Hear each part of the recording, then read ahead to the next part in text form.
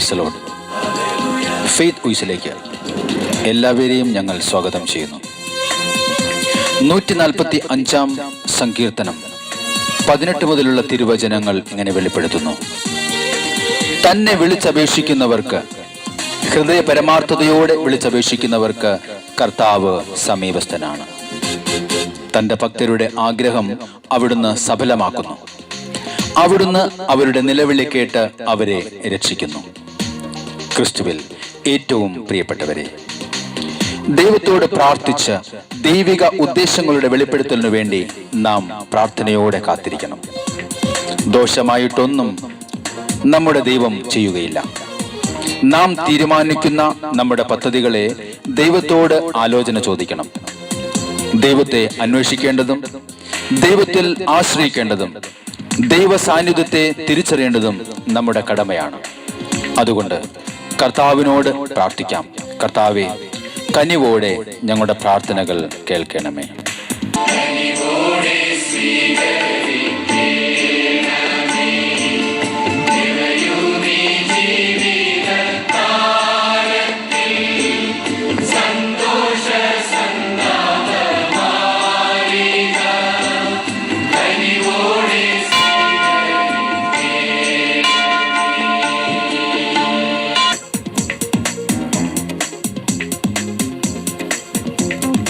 സങ്കീർത്തന പുസ്തകം വെളിപ്പെടുത്തുന്നു. കർത്താവ് കൃപാലുവും കരുണാമയനും ക്ഷമാശീലനും സ്നേഹസമ്പന്നനുമാണ്. കർത്താവ് എല്ലാവർക്കും നല്ലവനാണ്. തൻ്റെ സർവ്വസൃഷ്ടിയുടെയും മേൽ അവിടുന്ന് കരുണ ചൊരിയുന്നു. കർത്താവിനോട് നമുക്ക് പ്രാർത്ഥിക്കാം.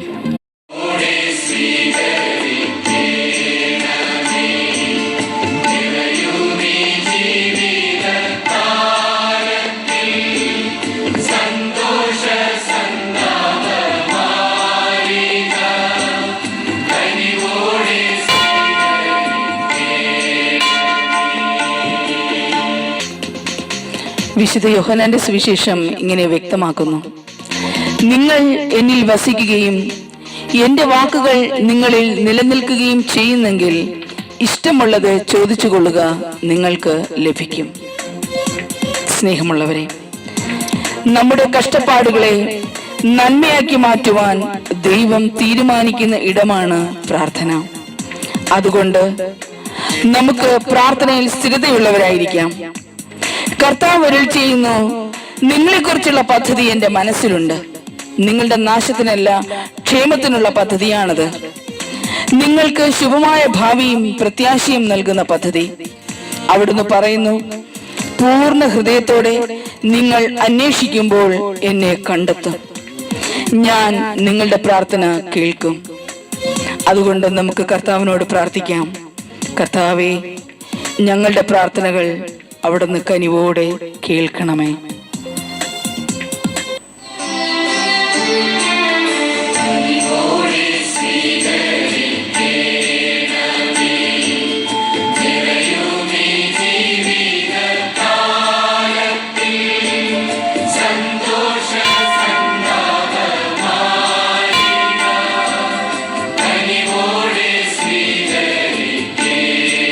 ഓ യേശുവേ, ഞങ്ങളുടെ ജീവിതങ്ങളെ സമർപ്പിക്കുന്ന കർത്താവേ,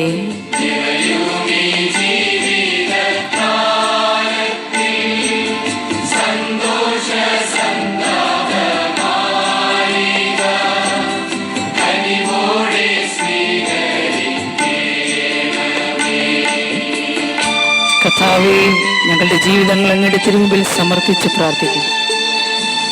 ഞങ്ങളോട് കരുണ തോന്നണം യേശോ.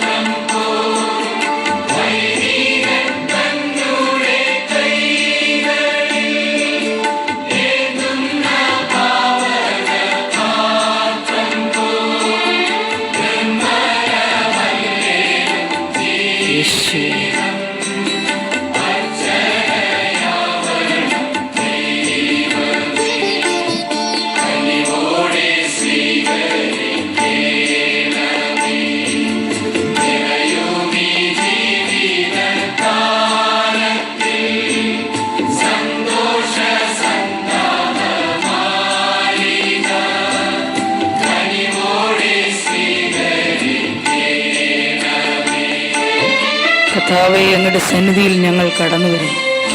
ഞങ്ങളുടെ പാപങ്ങൾ പൊറുക്കണമേ കർത്താവേ.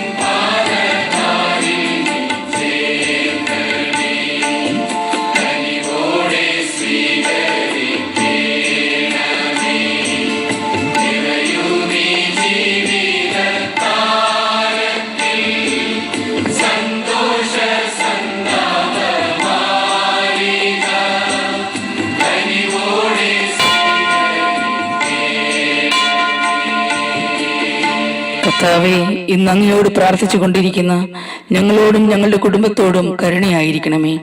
ഇന്ന് എളിമയോടുകൂടി കർത്താവിനോട് പ്രാർത്ഥിച്ച നിങ്ങളുടെ പ്രാർത്ഥനകൾ ദൈവം കേൾക്കട്ടെ എന്നും അതുവഴി നിങ്ങളെയും നിങ്ങളുടെ കുടുംബങ്ങളെയും ദൈവം അനുഗ്രഹിക്കട്ടെ എന്നും കർത്താവായ യേശുക്രിസ്തുവിന്റെ നാമത്തിൽ ഞങ്ങൾ പ്രാർത്ഥിക്കുന്നു.